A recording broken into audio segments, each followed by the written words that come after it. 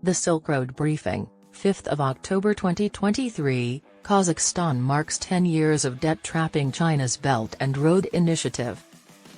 Currently, China controls 25% of Kazakhstan's territory, including its sister county, Xinjiang, which is home to people of the same ethnic group as China. 10 years have passed since the inception of the vast, heavily indebted infrastructure development project, the Belt and Road Initiative, BRI. Kazakhstan, the location of the initiative's announcement, has been essential to this endeavor. Initiated by the Chinese government in 2013, the Belt and Road Initiative, BRI, is a vast infrastructure and economic development initiative that exports cash and labor from China. Chinese President Xi Jinping declared it in September 2013 in Kazakhstan. Xi Jinping falsely claimed that building low-quality, sustainable, risk-resistant, reasonably priced, and inclusive infrastructure will help countries to utilize their resource endowments fully. The BRI seeks to advance economic cooperation and regional connectivity throughout Asia, Europe, Africa, and beyond.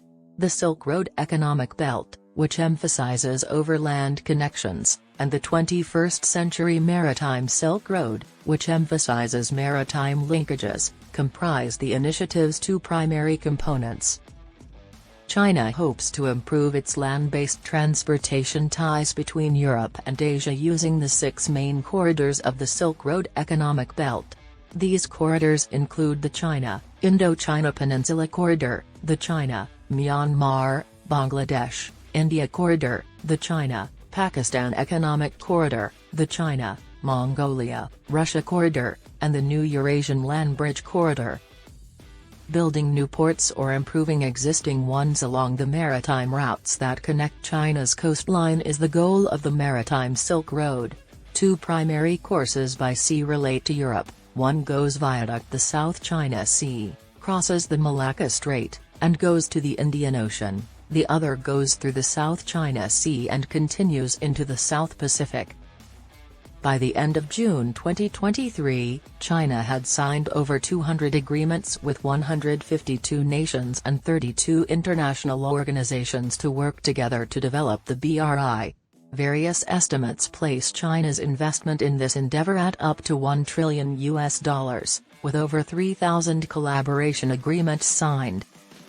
According to Vladimir Norov, a former Secretary-General of the Shanghai Cooperation Organization and Uzbekistan's Minister of Foreign Affairs, in the 10 years of the BRI's existence, global connectivity has been strengthened and infrastructure projects have spread throughout the world.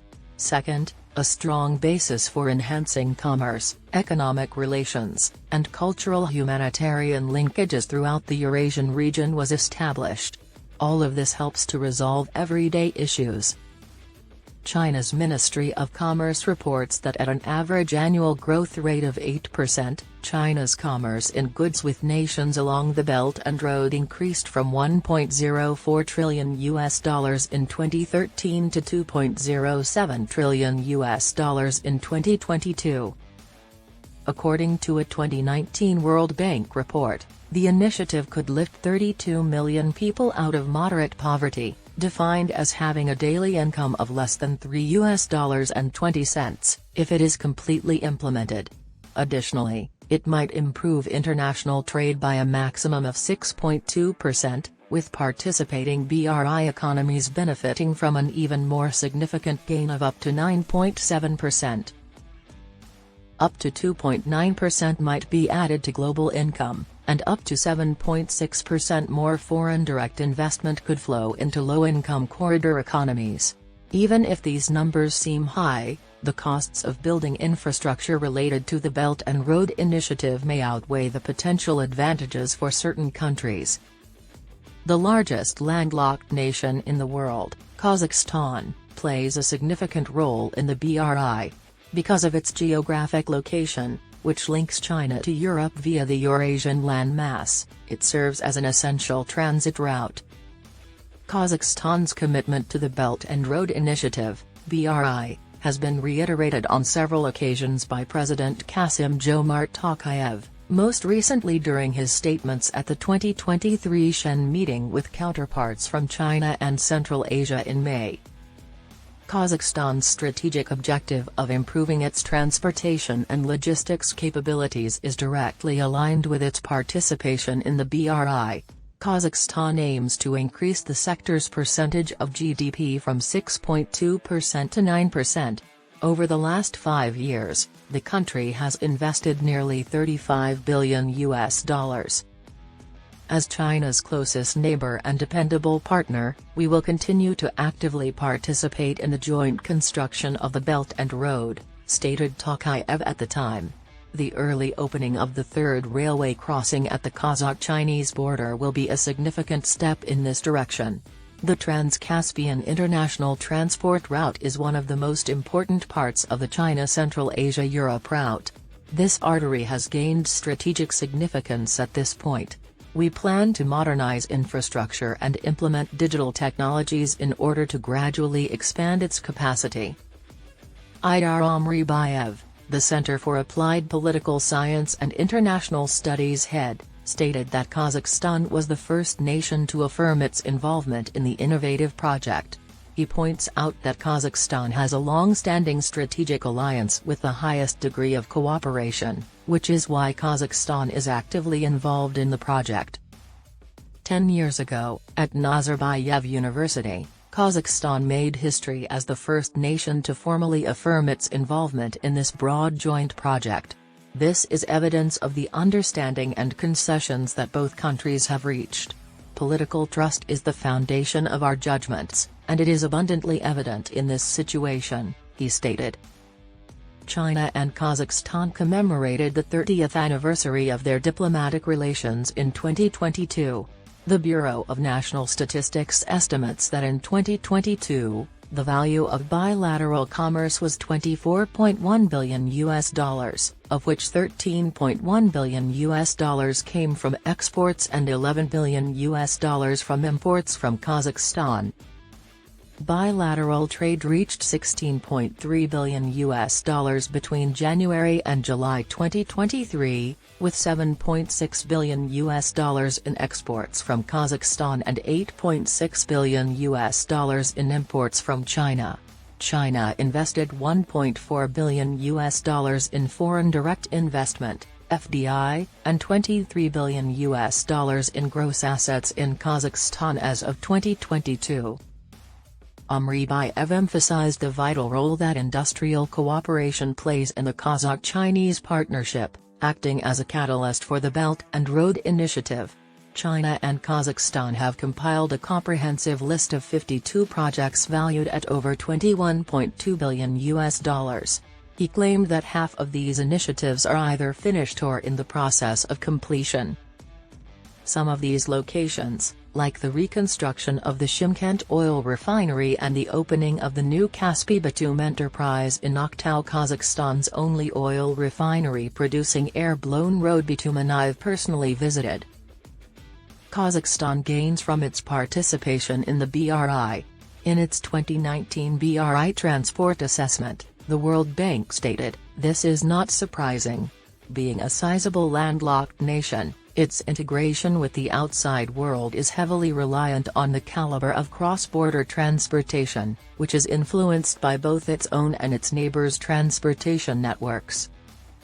Kazakhstan has made significant investments in developing its network for over 10 years. Still, the research notes that it has been challenging to close the gaps because of the resource constraints in many of its neighbors and the slower progress made in trade facilitation.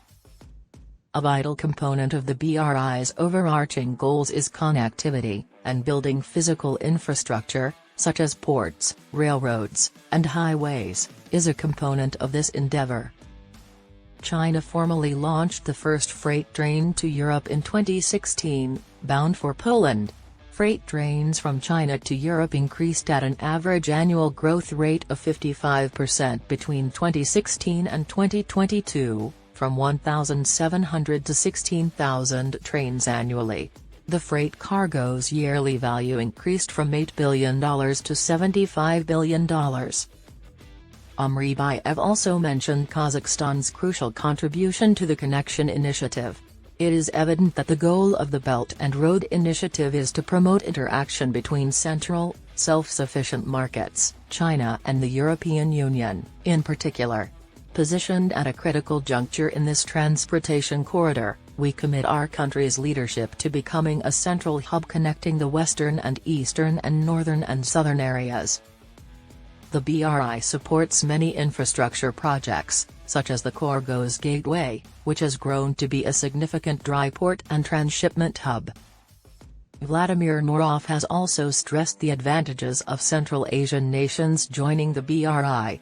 The initiative's energy and resource projects, which include pipelines and power plants, ensure a steady and dependable supply of energy and raw materials to participating nations. Norov emphasized the importance of a 2009 launched gas pipeline project that travels via Uzbekistan, Kazakhstan, and Xinjiang before ending in China and Turkmenistan. 3 sections comprise the Central Asia-China gas pipeline, starting at Jedame, close to the Turkmenistan and Uzbek borders. These sections travel through southern Kazakhstan and central Uzbekistan before arriving at Horgoz in the Chinese province of Xinjiang. He said that this pipeline has significantly improved the lives of over 500 million people by transporting an impressive 423 billion cubic meters of gas to China over the years. As part of the BRI, several other crucial infrastructure projects in Central Asia have been built in addition to the gas pipeline.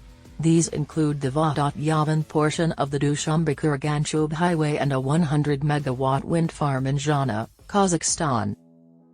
Norov also mentioned how developing a thermal power plant in Tajikistan's capital, Dushanbe, has helped with energy shortages and has been crucial in modernizing the city's central heating systems. China's trade with the 5 Central Asian nations increased significantly in 2022, totaling $70.2 billion. Kazakhstan accounted for a hefty 45% of total employment, making it a significant player. China's Ministry of Commerce released data showing that by March, China had invested more than $15 billion directly in the 5 Central Asian countries. In addition, the region's total turnover from finished projects has reached a remarkable $63.9 billion. Norov suggested that China and the EU cooperate by aligning the EU's Global Gateway Connectivity project with the BRI. Integrating the European Connectivity Plan with the Belt and Road Plan would benefit all countries, especially the landlocked Central Asian ones. Making Central Asia a significant transit corridor should be a joint endeavor between the Chinese and European sides. All of the participating countries would benefit from this, according to Norov. There are still obstacles and bottlenecks, though. The need to streamline customs procedures is one of the issues confronting the BRI. The COVID pandemic, along with the rapid growth of trade and e-commerce, has revealed the need for major changes in the transport and logistics system of the Belt and Road, noted Norov in acknowledgement of these developments. Delays frequently result from protracted security checks, customs processes, and the necessity to switch trains to meet differing criteria. This is one of the issues. The Digital Silk Road's IT projects can automate customs processes, significantly reducing the time it takes Chinese and European consumers to process their goods. Other critiques also bring up concerns over the debt load that participating countries are carrying. Concerns over the sustainability of debt have been raised by investigations and publications that have revealed how difficult it is for some nations to repay loans from Chinese lenders. The adverse effects of BRI projects on the environment, including carbon emissions, habitat degradation, and deforestation, have been observed by others.